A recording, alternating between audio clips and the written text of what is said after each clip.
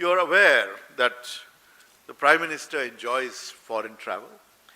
That is because he's the Vishwa Guru. He goes on his glorious tours, hugging people and foreign leaders and imparting India's wisdom.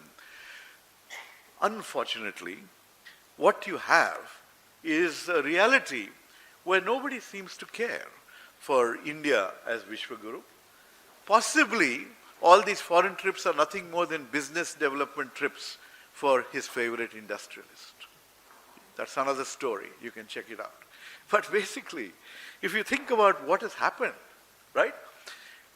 All those, Trump Sarkar statements, hugging Prime Minister Dolan, all that, President Dolan, all that has essentially resulted in India being targeted with enormous tariffs, India being dictated to.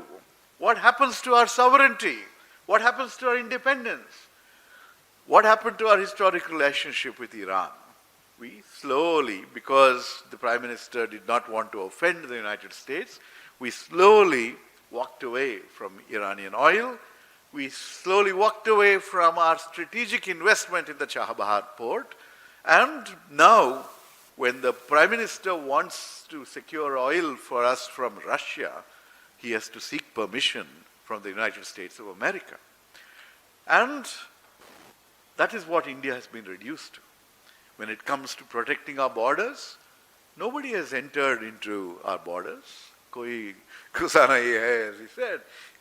What is the reality? How are Indian people being treated in other countries? Shackled and deported. Okay, that is the end result of all this, melody diplomacy. What else? The lack of preparedness. During the UPA time, we launched this whole program to increase the strategic reserve of petroleum products. However, in the last 10 years, those reserves were not filled up. There was they were not expanded. We did not prepare. When I say we, Modi Sarkar and the government of India did not prepare for a potential situation where we would face shortages of oil, petroleum, natural gas, etc.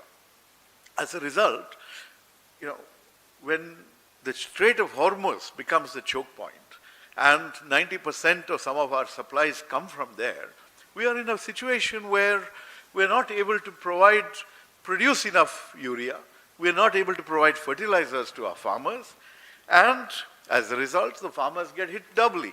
The prices go up, the supply goes down. What will happen to our agricultural security? What will happen to farmers' incomes? These are all questions that you must ask. Then, of course, the prachar next is about India, about strengthening democracy. Well, we are going through one of the roughest periods in Indian history when it comes to Indian democracy. When the Election Commission, which is now appointed by purely a majority of government appointees, not necessarily giving the leader of the opposition a real say, by changing the Chief Justice and putting in a cabinet minister in that selection committee, you now have people running the Election Commission who, instead of seeing their responsibility as ensuring that every Indian can vote, they see their responsibility as harassing every Indian and making sure that they can exclude as many people as they want. This is a tragedy for Indian democracy. We have seen lakhs and crores of people essentially being deleted, voters, and you also have institutions that are supposed to safeguard our voters who say, what does it matter? They will vote, they'll miss one election, it doesn't matter. No, it matters. Because every single citizen has that right to vote, has a right to make a decision on who to select as their leader to run the government. And when you have 47 lakh people, 59% are women in Bihar, deleted, because of the demand for various kinds of records, which none of them are able to produce easily.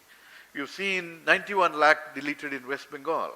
6.5 crores deleted across the country, hate speech being ignored. Essentially, we have a situation where our democracy is deeply flawed. And this is a real tragedy for every citizen of India. And then, of course, what has been capturing people's attention? We are parents. We're concerned about our children and their futures. And we put in a lot of effort to educate them. And when it comes to examinations, we really give whatever we can in terms of support to ensure that our children are able to do well, because these examinations are a matter of doing well or not doing well in life. And what do we see? We saw that in the NEET, we had a NEET exam leakage. This is not one leakage that took place, one leak of exam paper. Leaks have been going on now. 89 paper leaks, 48 re-exams during the last 10 years of Modi Sarkar. If you can't run it, why are you in this business? Let's figure out some other way. But instead, you're compromising the future of our children. And this is something that we cannot stand, and that is why in every corner of India, the demand is Mantri Pradhan must resign. We need the education minister to go. We need heads to roll from the top. And for our young children who are graduating from school, what happened to the CBSE? You saw that certain favoritism towards certain companies resulted in a situation where, where it took bright youngsters to investigate and show the flaws in how the government administers the CBSE, in how it had gone ahead and given contracts to companies that were incompetent and should have been blacklisted. And then, of course, there is the prachar that peace and harmony are returning across the country. Modi Sarkar, the BJP's hold may be by hook or crook expanding, but when you think about peace, that is not happening. The Prime Minister, for many years, had forgotten that India had a state called Manipur. It took him a couple of years of Manipur burning, of ethnic clashes, of people not being able to go back to their homes, of communal violence. After all that, finally he remembered that there is a state called Manipur, and he went there to inaugurate some infrastructure program. But has peace returned to Manipur? Has the harmony that existed returned to the northeast? No. Unfortunately, that is not the case. And more than 60,000 people have been displaced from their homes. More than 260 people have been killed in Manipur, and violence is not ending. Next. Well, in the very first speech of Independence Day speech, I think, if I recall right, the Prime Minister talked about creating smart cities. And the smart cities were there were 280 projects, the deadline was 2023. But 280 plus of these projects have still not been completed. Their cost estimates have gone up. There's nothing smart about them. And the end result is the urban transformation that we urgently require has just not happened. Instead, what we have is a pollution crisis. In winter, all of you who live and work in Delhi, for example, really have to put on your masks, and otherwise your life is going to be shortened. If you were to raise this question to the Union Environment Minister, what would he say? He would reply that, oh, there's no connection between health and air pollution. Please go ask the medical experts. They will show you how many lakh people's lives have been shortened as a result of that same air pollution. And what has the government done?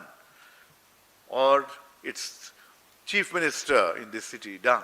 Those are the questions that you need to ask. And right now, we're experiencing mega heat stress. A map of India, if you were to look at a temperature map, it is blazing red.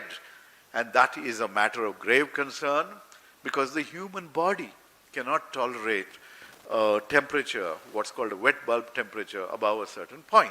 and we are practically there. The demand on our electricity grid to cool people, those who are lucky enough to have fans and ACs, is already maxed out. And the worker, the gig worker, the person who works outdoors, you're going to see a lot more heat-related deaths. We saw this. We saw this when people were on election duty 2 years ago, right?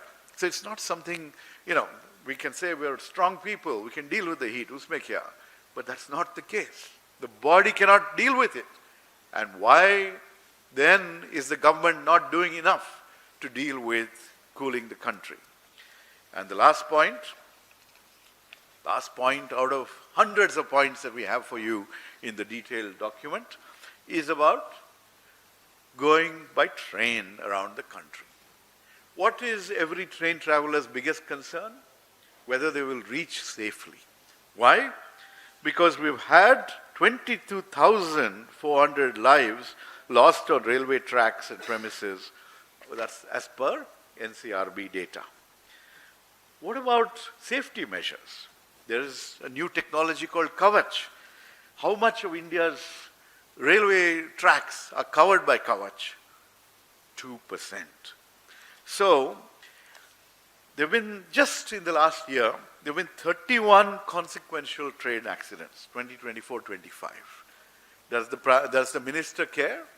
Well, he cares enough to go and take some reels and move on, waiting for the next opportunity to take reels of the next train accident. No fixing, no fixing of accountability either.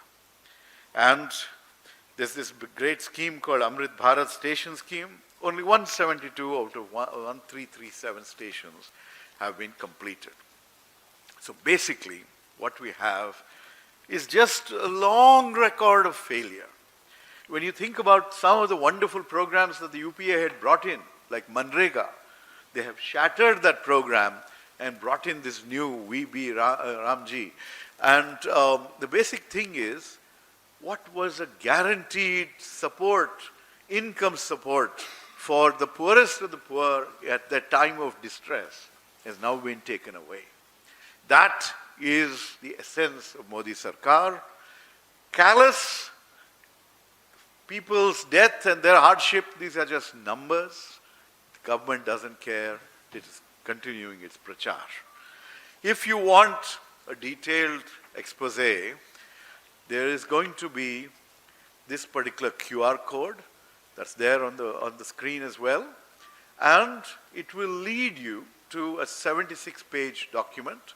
Can we switch to that for a second, please? Which covers each of these issues in much more depth.